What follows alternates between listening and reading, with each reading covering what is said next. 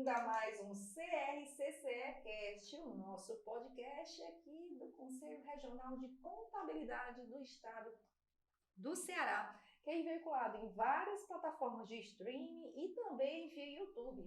Desta vez estamos aqui no espaço Expert Space, um espaço focado 100% em inovação, aqui em Fortaleza. E como a nossa gestão, como a gestão aí do Conselho é baseada toda em inovação, nada melhor do que a gente ter feito essa parceria e escolhido aqui para a gente poder gravar vários episódios do nosso podcast. Hoje vamos falar de um tema que, olha, é super atual, e quem disse que política não faz parte da nossa vida está muito enganado. A política ela está em todas as coisas. E para isso, vamos falar com a Comissão de Contabilidade Eleitoral do Conselho. Para isso, estamos com Rony Cunha. Rony Cunha, que é o nosso vice-presidente da comissão, é contador, é empreendedor e especialista além da área de contabilidade eleitoral, especialista em contabilidade pública e auditoria. Seja bem-vindo, Rony. Muito obrigada por estar aqui conosco em nosso CRCCE-Cast. Quero que você dê as boas-vindas e já responda o que tem a ver contabilidade com eleições. Bom dia, Mônica, em nome do CRC. Nós estamos com a missão aí de conduzir esse processo do ponto de vista contábil, né, em números e principalmente de controle social. Na verdade, tem tudo a ver, né? O contador, nesse período de eleição, ele é o agente que transforma as informações financeiras em informações de clareza para a população acompanhar os gastos dos seus candidatos e dos partidos, bem como leva o controle social e leva o compliance contábil das questões legais, das normas do TRE, do TSE, para que a população acompanhe não só o seu candidato durante o curso da política, mas também como é que ele executa o que ele arrecada e o que ele gasta na campanha, e principalmente de onde vêm esses recursos, né? Esse ano a gente tem uma novidade, que é o volume estimado para recurso público, quase na casa dos 5 bilhões de reais. Então, nós temos uma tarefa muito difícil, que é basicamente conduzir esse processo democrático de forma que a população entenda que o tributo que ela paga diariamente ele vai ser revertido para os candidatos conduzirem suas campanhas, né? E nisso o contador e o Conselho de Contabilidade ele tem um papel fundamental, que é levar a transparência e principalmente as informações fidedignas para a população e principalmente os órgãos de controle. Rony, então assim, se a gente fizer uma comparação, claro, de uma maneira bem coloquial, a grosso modo, uma campanha política ela tem que ser encarada como uma empresa, né? Que exige aí a presença do contador e da contadora para a sua saúde financeira, enfim, o seu balanço. É mais ou menos isso, não é? Perfeitamente. Quando o candidato ele é escolhido em convenção, a partir dali ele cria uma personalidade jurídica temporária, que é um CNPJ. Como o CNPJ ele precisa de ter obrigações, não só essas obrigações que nós contadores já conhecemos, porque ele precisa ter também obrigações financeiras naquele curto período de tempo. Então, a partir do momento que ele vira uma entidade, né, aí a gente segue os princípios contábeis, quem é contador vive muito com isso, ele separa a pessoa física e a jurídica.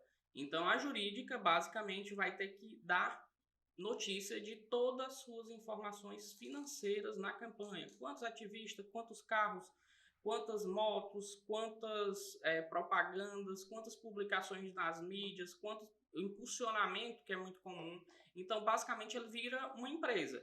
Num curto período de tempo, que leva ali mais ou menos o final da campanha, né? Até o final do ano os CNPJ são encerrados e nós precisamos encerrar as contas desse CNPJ, tanto mostrando a Justiça Eleitoral quanto mostrando também a população para que ela veja como é que o candidato se portou financeiramente no decorrer da sua campanha. Candidatos com maior percentual de pessoas e de recursos, outros com menores, né? Porque tem toda uma questão logística e estratégica das campanhas, que ele direciona mais para um e menos para outro, né? Isso é muito interno de cada campanha, de cada partido, mas que o contador ele também orienta nessas estratégias de como deve ser o gasto, o que é permitido, o que não é razoável, porque nós temos um conjunto de informação.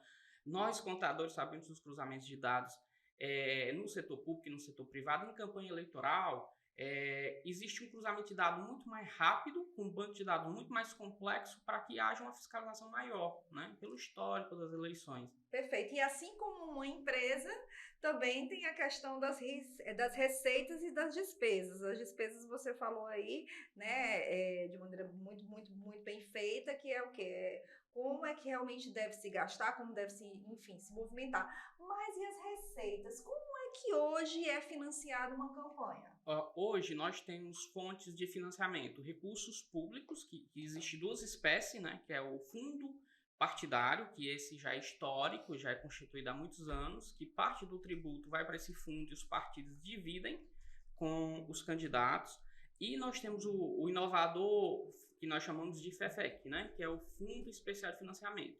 Então, essas duas são provenientes de recursos públicos, de tributo, e nós temos também o financiamento próprio, o candidato aporta seus recursos, seja financeiro, seja estimáveis, na campanha, por exemplo, doando um carro para a campanha, doando uma casa para a campanha, doando o comitê para a estrutura do comitê, se ele estiver, existe regra para cada coisa. E existe também a doação de terceiros, né? Por exemplo, se esse simpatizante do candidato, ele pode simplesmente arrecadar a sua doação. Tanto pessoa física como pessoa jurídica não, pode? Jurídica não pode. É terminantemente proibido doação de pessoa jurídica para a campanha eleitoral, inclusive até mesmo as doações que nós julgamos cruzadas, porque o TRE consegue mapear se um vínculo de pessoas fizeram doações num determinado período e elas estão vinculadas a algum CNPJ. Então, o TRE consegue fazer esse mapeamento, porque toda informação contábil e financeira, ela passa pelo sistema do TSE, que nós chamamos de SPCE. Então, a partir do momento que eu registro e encaminho para o site, ele já faz o cruzamento de dados. Então, ou seja, eu sou empresária, quero ajudar você na campanha, eu não posso se eu tiver uma empresa vinculada ao meu nome. Não pode, inclusive veículos vinculados a CNPJs, casas vinculadas a CNPJs, nada que for ligado a CNPJ pode ter doação. Pessoas e objetos não podem ser vinculados a CNPJ. Isso é uma infração gravíssima, né, que inclusive levaria uma penalidade para o candidato, possivelmente com perda de mandato, devolução do recurso e multa para quem doou, não só para o candidato. E a gente sabe que no meio a multa eleitoral é muito rápida. Então, é um risco, inclusive, para os nossos colegas, né, que escutam, essa questão de doação. Tem que ser muito bem planejado, né? Geralmente, o contador, quando ele senta para fazer, ele planeja toda a campanha com o candidato. Quem são seus doadores? Para isso, existem limites próprios, né? No caso, a gente só pode doar até 10% dos nossos rendimentos do ano de 2021. Rendimentos, obviamente, registrados no imposto de renda.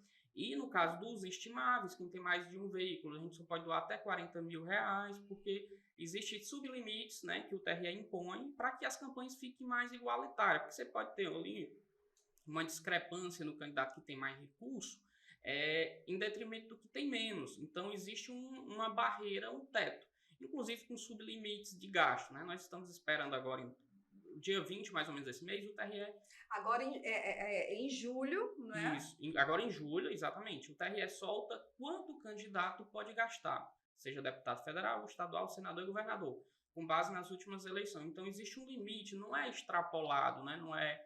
Então, a gente tem limites que nós precisamos observar. E cabe ao contador e ao contador também alertar bastante. Perfeitamente. Né? É uma obrigação nossa, né, do ponto de vista mesmo funcional, de alertar para esses limites e tentar orientar o candidato para que ele não exceda, né? Porque na ânsia ali da campanha, você vai usando o que você tem, porque é apaixonante. É apaixonante. Né? Campanha política é apaixonante. E um intervalo muito curto de tempo, né? Se você tiver a melhor estratégia do ponto de vista político e financeiro hoje, porque assim, as campanhas, por permitir esses autofinanciamentos, ela traz também um período que você tem que ter muito cuidado.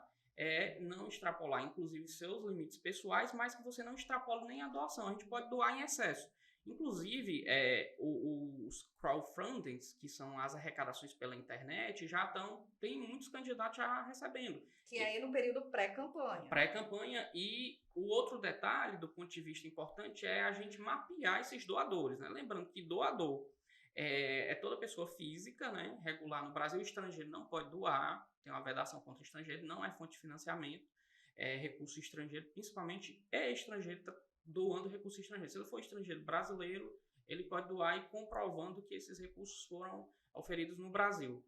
Que assunto instigante, né? E aí eu quero saber outra coisa importante, né? Sempre seguindo essa linha, né, do raciocínio lógico, né? Por ser empresa, tem as receitas, tem as despesas e também, né, periodicamente, mensalmente, né, como empresa, a gente precisa fazer o balanço, né, enfim, né, o relatório, né, de entradas e saídas. Como é esse sistema de prestação de contas em uma campanha? Também tem que ser mês a mês ou só ao final da campanha? Como é que acontece isso? Esse período de prestação de contas, porque na contabilidade eleitoral nós não fechamos, nós zeramos as contas, né? Ela começa, ela arrecada e depois ela encerra. Ela tem que morrer exatamente como ela começou, ou se tiver recurso ou sobra, a gente devolve para o partido. Mas a prestação de conta é diária. Todo dia, o contador vai verificar os extratos bancários. Entrou receita, ele tem um prazo de 72 horas para reportar ao TSE, através do portal Divulga Cand, que é onde as informações são dadas transparência. Entrou receita hoje, eu tenho 72 horas para publicar no site. Receita, mas se tiver despesa? A despesa não, a gente só usa para o conceito de receita. Obviamente que existe um princípio de caixa, de despesa, e também o de provisão. A gente provisiona logo as despesas e à medida que a gente recebe o recurso, a gente transmite. Então isso já gera o registro contábil e vai para o portal. No portal, a população tem acesso a absolutamente todos os credores, todas as pessoas vinculadas, todo tipo de recurso que está sendo desprendido, né? O portal ainda está em manutenção, mas eu acho que eles estão liberando já, que é o Divulga Cand Contas. É importante que a população que acompanha as eleições veja, por exemplo, o que a gente percebe muito. Quem são as pessoas que estão trabalhando no serviço de formiguinha, que nós chamamos, que são o pessoal que vai para a rua para pedir voto e tudo. Perfeito, perfeito. E aí, Rony, também a gente falou aqui, né, de toda essa jornada em relação à questão desse tratamento especial, desse CNPJ que é especial, né, que tem que comer. É a única empresa que tem que acabar, né? Tem que acabar. E literalmente ela tem que acabar. E os sistemas, né, da Receita Federal, ele cruzou, geralmente tem uns que demoram um pouco mais, mas findou o ano, eles encerram todos os CNPJs.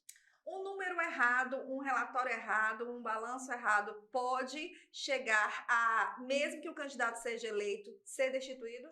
Pode, inclusive, por exemplo, quando você erra um CPF, por exemplo, o TRE identifica esse erro e ele imediatamente na apuração, né, da prestação de conta, ele diz, olha, houve um doador chamado Rony, que é recurso originário não identificado, porque eu não consegui provar que aquele CPF vinculado à despesa, ele é válido. Então, se o camarada não corrige esse problema, ele tem as contas desaprovadas, porque geralmente campanha para deputado é um montante um pouco maior, e isso pode levar, inclusive, multa e cassação do mandato. Claro, isso é mais complexo, porque requer um aprofundamento, teve muitos casos do tipo.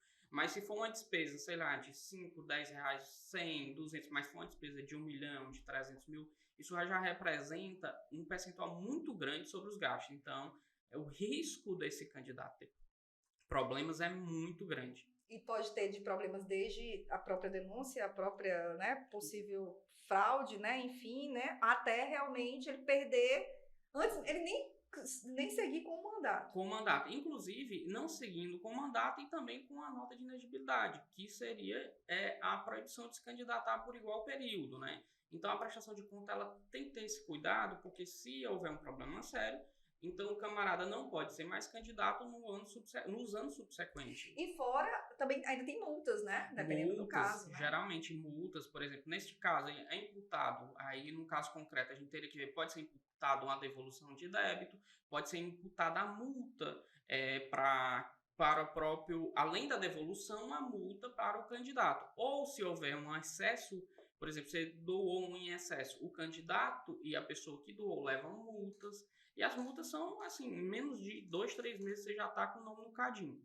Nossa, Impressionante. e que responsabilidade então, né? Então, assim, se todo eleitor bem soubesse, ele não olharia só o mandato, ele olharia diariamente Diariamente. o relatório, o portal da transparência em relação à administração. Se um candidato administra bem os seus recursos, sem dúvida, ele é aí um grande potencial para administrar o seu cargo. Mas estamos aqui já indo para os minutos finais. Rony, é um assunto que a gente levaria aí um bom tempo, porque é extremamente instigante. Por isso que é um assunto que a gente não vai parar no conselho, né, até realmente se findar aí o período eleitoral. Fala rapidamente qual é o papel da comissão, né, que você atua, que você representa, junto com o Cláudio, né? Fala um pouquinho desta comissão, qual é a atuação dela e considerações finais, como é que a gente pode aí ter acesso a mais informações da comissão. Pronto. A comissão, ela atua orientando os profissionais, a gente está montando o plano de trabalho e nesse plano a gente vai divulgar um seminário sobre contabilidade eleitoral nos próximos dias.